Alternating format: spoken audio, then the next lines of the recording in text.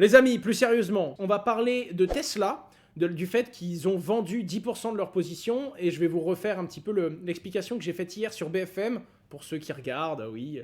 Oui, oh, je suis aussi sur BFM des fois, voilà, c'est dit. On va parler de la petite rumeur. Est-ce que les gens ont entendu parler de la rumeur d'Alibaba? On va en parler rapidement, et je vais vous rappeler c'est qui Alibaba quand même, parce que Alibaba, c'est aussi AliExpress, et son fondateur est un espèce de mastodonte. On commence tout de suite ce live, les amis. Commençons par le commencement. Je me mets le chat sous les yeux. J'aime vous avoir à proximité. Tesla. Alors, Tesla a vendu à peu près 272 millions de dollars de Bitcoin. Petit A. Pourquoi est-ce que le marché n'a pas baissé? Pourquoi est-ce que son prix ne s'est pas effondré? Pourquoi le Bitcoin n'a pas perdu? C'est vrai, ça mine de rien. Quand il y a eu l'annonce de Tesla, ça aurait pu faire baisser les prix. Est-ce que quelqu'un a une idée de pourquoi ça n'a pas été le cas? Exactement, c'était déjà fait. C'est un effet d'annonce, les amis. C'est-à-dire qu'au moment où Tesla annonce avoir vendu, ils ont vendu quelques jours après. Si on rajoute à ça le fait que le Bitcoin, c'est 50 milliards de volume par jour et que Tesla en a vendu 272 millions... Donc de là à faire bouger le Bitcoin sur la journée, c'est chaud. Et ensuite, Tesla, c'est pas des débiles. Ils utilisent un over the counter. C'est-à-dire qu'ils ont un OTC quand ils font une vente. L'OTC, il peut vendre sur 2 ou 3 jours. Non mais c'était sûr. Mais c'était sûr en fait.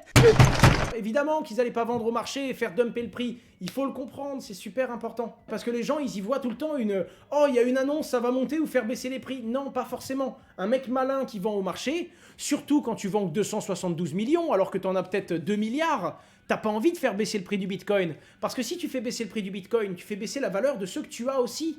Et naturellement, tu prends soin de ta vente pour le marché, pour les utilisateurs du Bitcoin et pour ta propre trésorerie. Et puis en parallèle, tu t'appelles Musk, donc tu réfléchis un petit peu, puis globalement, tu as quelques neurones qui marchent quand même. Donc ça, il faut l'avoir en tête. Bon, on a le Wall Street Journal qui nous écrit un petit papier, et le titre est assez drôle. Tesla fait plus d'argent en tradant des Bitcoins qu'en vendant des voitures. Bam, Elon, celle-là, elle est pour toi, elle est gratuite. Eh bien oui, Tesla a réalisé 438 millions de revenus nets au premier trimestre de 2021. Et un peu plus de 20% de ces 438 millions viennent de leurs investissements sur le Bitcoin. Donc déjà, félicitations, hein, d'accord. Un quart de l'activité de Tesla sur le premier trimestre un quart des plus-values générées vient du vente de Bitcoin. C'est juste incroyable. C'est vraiment, vraiment génial, je trouve. Les médias, des fois, il faudrait leur mettre des claques. Oui, des fois, il faudrait leur mettre des claques. Mais en attendant, ça, je trouve ça assez drôle. C'est rigolo.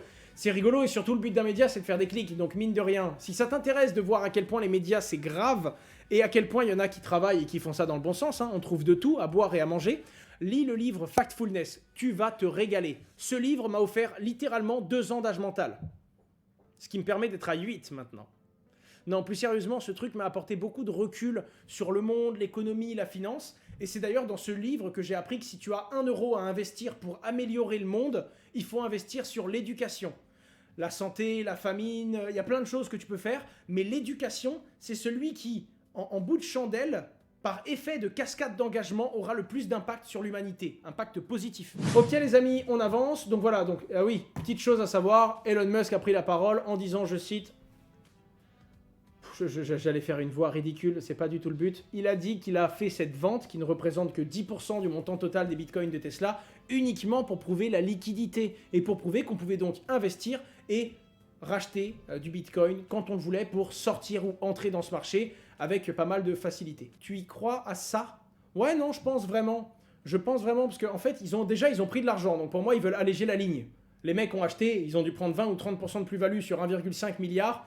Normal que les bonhommes veulent réduire leur exposition. Ensuite, ça permet à Musk de prouver qu'il y a de la volatilité, qu'il y a du volume. Et donc, qu'ils peuvent sortir facilement, ce qui peut rassurer Tesla, rassurer son board et rassurer ses actionnaires. Tesla est en bourse. Quand Tesla fait une bêtise, ça touche le prix de l'action. Donc, montrer qu'ils prennent du cash, c'est en plus très encourageant. Et puis, rappelons que Tesla, c'est Elon Musk. Hein, c'est vraiment du « shut up and take my money ». Il y a des Américains qui vivent uniquement pour servir Tesla. Et je trouve ça merveilleux. Parce que même si le monde va mal, Elon Musk et ses fous, parce qu'on peut dire que ces mecs sont complètement fous, font partie des rares petites options qu'aura l'humanité. Si on continue de brûler nos forêts, si on continue de renvoyer du CO2 dans l'oxygène, et si tout continue à s'accélérer, on va tout foutre en l'air d'ici quelques dizaines, voire centaines d'années. Et à ce moment-là, même si ces mecs sont complètement tarés, on aura peut-être besoin d'une solution complètement folle pour s'en sortir. CO2 dans l'oxygène. PTDR, heureusement que tu travailles sur la crypto-monnaie et non pas sur la physique, chimie et la science. C'est humiliant, mais j'avais qu'à pas dire une connerie, quoi. À un moment, il faut être capable de l'assumer. J'ai dit CO2 dans l'oxygène, j'ai dit... Oh, mon Dieu. Bref, tout ça pour vous dire, concrètement, ce n'était pas une mauvaise news. Et pour moi, même si l'action était déjà pricée par les marchés, et quand Tesla l'a annoncé, il n'y avait plus que l'effet d'annonce, mais pas la vraie effet de vente. Globalement, quand on creuse derrière, on se rend compte que ça n'envoie qu'un bon signal aux différentes entreprises qui hésitent à investir. Faut arrêter avec le méchant CO2. Non, il n'y a pas que le méchant CO2, je suis d'accord avec toi. Il y a beaucoup de choses qui font qu'on est en train de Foutre cette planète en l'air et que tout brûle. Le CO2 n'est pas l'unique raison, mais il y contribue bien sa mère quand même, hein. Comme ça, juste en option. Alors les amis, on avance un petit peu. Donc apparemment, Alibaba a investi jusqu'à 20 milliards de dollars sur les crypto-monnaies.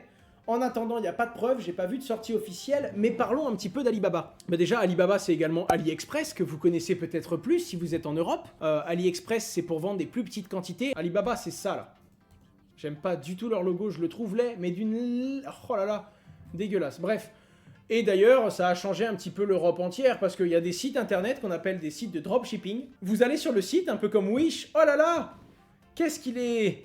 super beau je sais pas c'est quoi, on va dire ce trampoline, ce plateau, ce distributeur de M&M's de couleur. Et bien là, vous pouvez les acheter en grosse quantité et les installer dans vos magasins. Mais il y a également AliExpress. AliExpress, c'est la version petite quantité pour acheter 20-30 pièces. Bref, la petite histoire, c'est que cette entreprise est devenue énorme alors que son fondateur, lui, là, il est vraiment pas beau, hein. Ouh, oui. En attendant, c'est l'un des hommes les plus riches du monde et sachez qu'un jour, il a postulé à McDonald's. Ils étaient 10 à avoir postulé.